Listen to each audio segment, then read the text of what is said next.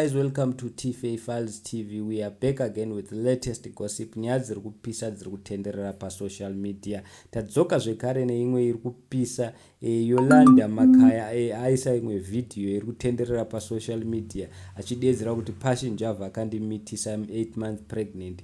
Adedzera kuti iye pamavideo acho ndakatotiza muZimbabwe nepamusaka pekuti Panganai aiva achituma vanhu kuti vanditevere nekuti Panganai akadedzera kuti ada kumuuraya mwana iyeye. Panganai akadedzera kuti handimude mwana iyeye. Saka ndonyaya yatauya nayo guys, asi nemunongoziva mega vazukuru vambuya nehanda vanotaura zvakawanda zvakasiyana siyana pamusoro penyaya idzi. Vamwe vakandawo ma2 cents avo, ma50 cents, ma20 cents avo epfungwa. Mumwe munhu adedzera kuti pawaiiswa nyoro wairegerei kuita mavideo ako iwaya tichiwaona. Mumwe munhu akati zvakuda DNA show izvi ngadedzei Tinashe Mugabe. Mumwe munhu akauya akati why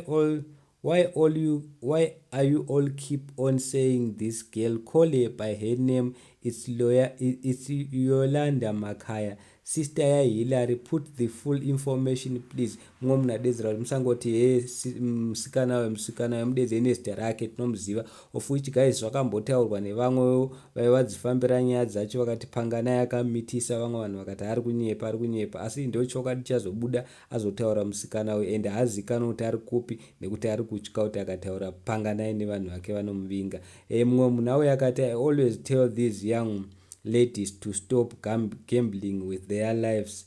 They don't understand that the game doesn't work for everyone. Mumwe munhu akati zvoda Tinashe Mugabe izvi, he can tell us kuti if he is the alleged father is excluded. Mumwe munhu akauya akati mame wakamama waifungei.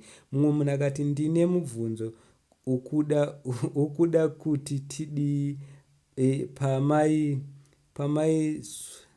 pamaitsengana tanga tiripo here when you were eating mari dzema offerings evanhu you were okay and I don't recall you sharing. Saka if it's all the same to you, go about your business like you did before and allow us to enjoy our Valentine in peace. Mumwe munhu adedzera tusati nyaudze tiri kuenjoya mavalentines edu nevanhu vedu.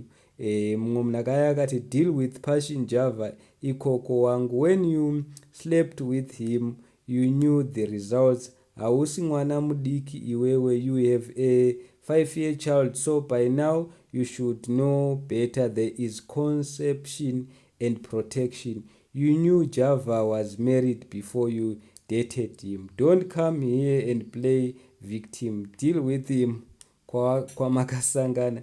We are not the high court here. Sorry but not sorry. Mumwe munhu adedzera kudaro. Mumwe munhu akati gore rejongwe, guess the chickens are coming home to roast. Fake prophets. Takambopudzai. Mumwe munhu akati not forgetting he was smashing Hillary Makaya too, this guy. Saka makajigwa mese. Mumwe munhu akati prophet Java vanotsotsonya havo jealous down. Mumwe munhu akati don't make noise please. Waisaziva kuti nyoro inopa nhumbu here? Waiti hazvarisi here? Wakarohwa kopo naPanganai. Mumwe munhu akati ndosaka Java vakusabatika naye vakuvhura hombe underground. Mumwe munhu akati wakajoborwa. Mumwe munhu akati Yollanda uri duzvi hauna kukwana. Beauty without brains. Ndiani anoitira murume wemunhu nhumbu? Haupenge here? Mumwe munhu akati kutovhurira Java gumbo. What did she expect from such a clown? Mumwe munhu akati help kunani? Uri kuda help kunani? Unopenga iwe. Mumwe munhu akati akajoborwa akadhoserwa. Mumwe munhu akati ko prophet Java vanotorovawo nyoro here? So ndonyanga tauya nayo guys. Musikana uyu akanda video nhasi musi wevalentines achitaura nyaya yake yese. Kana muchida kunyatsonzwisisa munogona kuenda kune SMA platform paInstagram, zvakazara kunana Zimceleb chichi, nyangunana Facebook yacho iri kutenderera. Vamwe vatega mukadzi wake Java, vamwe vadedzera kuti mukadzi wake kana achiti kudii, vamwe vadedzera kuti Java tosekeraitise igore rejongwe, ingava ari kutoita basa rake rejongwe. So guys, please don't forget to subscribe to our channel. Thank you so much. I'm out.